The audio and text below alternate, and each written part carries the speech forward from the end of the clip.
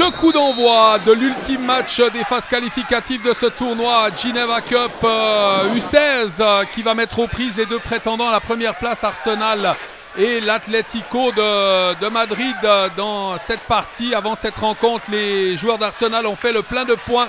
6 points, l'équipe d'Atlético Madrid 4 points. En cas de victoire des Madrilènes, eh bien ça serait la première place de ce groupe relevé. On a assisté à de très très belles rencontres.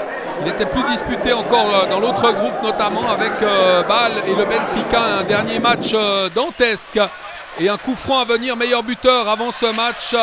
Bien évidemment, c'est l'attaquant Edouard Nketiah qui a marqué 4 goals à lui tout seul, alors qu'il y a eu 4 buteurs différents du côté de l'Atlético Madrid. On va suivre attentivement ce coup franc des Londoniens. Ballon mis au premier poteau, c'est dégagé par la défense avec une reprise et le sauvetage miracle et un retourné acrobatique alors que le drapeau s'est élevé. Pour le moment, c'est un match très serré. Coup franc, danger une nouvelle fois avec ce ballon boxé par le portier. Il y avait eu danger tout à l'heure avec cette action à répétition, alors que ça repart en rupture de l'autre côté pour les joueurs de l'Atlético Madrid avec ce ballon qui était transmis à Juan Cruz Agüero Núñez et perdu encore une fois par les joueurs anglais avec la faute. Elle va être sanctionnée.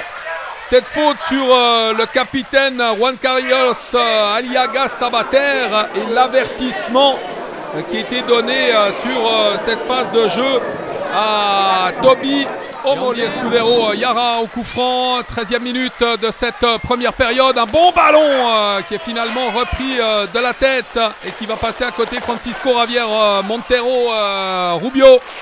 Sur ce coup franc, ce ballon qui était posé sur la tête du joueur des Colchoneros. La question que tout le monde se pose, c'est pourquoi les Colchoneros? Eh bien, dans l'historique du club, du côté de Madrid, il y avait une société de construction de matelas. Les joueurs de Madrid ont longtemps évolué en bleu et blanc.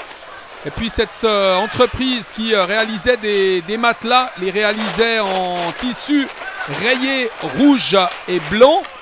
Les matelassiers qu'on appelle les colchoneros, et de ce fait, et pour économiser sur la création des maillots, eh bien les Madrilènes utilisaient les chutes de tissu pour réaliser les matelas, et en finalité, eh bien, comme ça coûtait moins cher, ils ont décidé de changer de couleur. Ils sont venus au rouge et blanc rayé, et depuis, eh bien, cette histoire s'est restée. Les colchoneros, cette formation de l'Atlético Madrid qui joue les premiers rôles dans le championnat espagnol, qui a fait le titre également face au Barcelone la saison dernière et qui compte dans ses rangs des joueurs exceptionnels. Et sur ce terrain, bien évidemment, la relève des Colchoneros avec ce ballon qui va être récupéré par les Espagnols et par Juan Cruz Agüero Núñez. Remise en jeu, cuir intercepté par les joueurs espagnols là, qui tentent de repartir. Joli mouvement proposé par Federico Hondo, Obama Hondo, et l'arbitre qui a regardé son chronomètre et qui renvoie tout le monde au vestiaire sur le score de 0-0, score logique. Il y a eu peu d'occasions.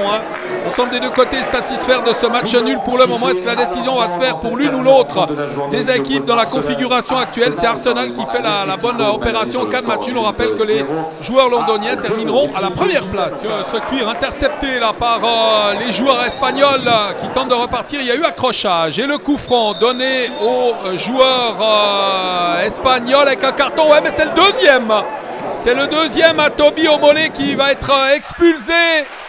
L'équipe d'Arsenal réduite à 10 contre 11. Il a déjà pris un carton pour une faute claire en première mi-temps. Et là, il reçoit son deuxième carton de la partie. Ce ballon récupéré, dégagé finalement. Dégagement de la tête de Tolaï avec, attention là, la récupération. Ouais, position de hors-jeu et malgré tout, très belle parade du portier là qui peut s'interposer.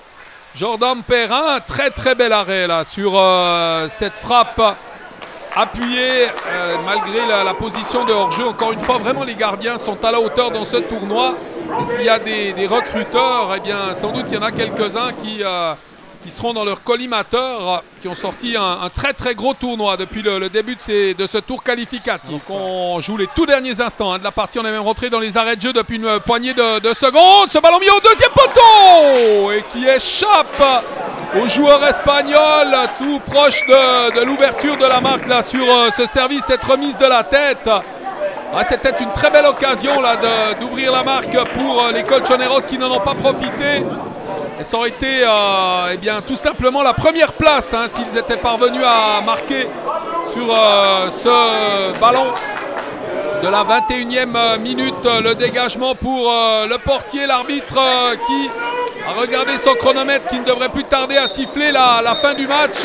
C'est ce qu'il fait à l'instant, 0-0. On n'a pas eu un gros match, hein. C'était un match solide au niveau défensif, avec très peu d'occasions. Et en finalité, le classement que vous allez découvrir avec la première place d'Arsenal qui termine avec 7 points devant l'Atlético Madrid 5, puis Servette et l'OM. Un classement qu'on vous propose de découvrir à l'image. Quel tournoi exceptionnel, quelle rencontre exceptionnelle. Elles se poursuivront demain dimanche avec notamment les demi-finales. Et puis avant de nous quitter, on va encore entendre les impressions du vice-président de l'organisation, Manuel Dominguez, sur cette première journée riche en émotions.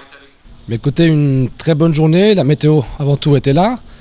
Le public a répondu présent. Les équipes ont très bien joué. Il n'y a pas eu de problème quelconque. Tout le monde était content. Donc vraiment, très très bonne journée. Maintenant, il n'y a pas eu de problème, disons, extérieur au terrain. Tout s'est bien déroulé? Ouais, très bien. Vraiment aucun souci. Tous les gens contents, les spectateurs très contents. Demain, ils annoncent encore meilleur qu'aujourd'hui, moins de vent surtout. Donc j'espère qu'il y aura encore plus de monde pour les finales.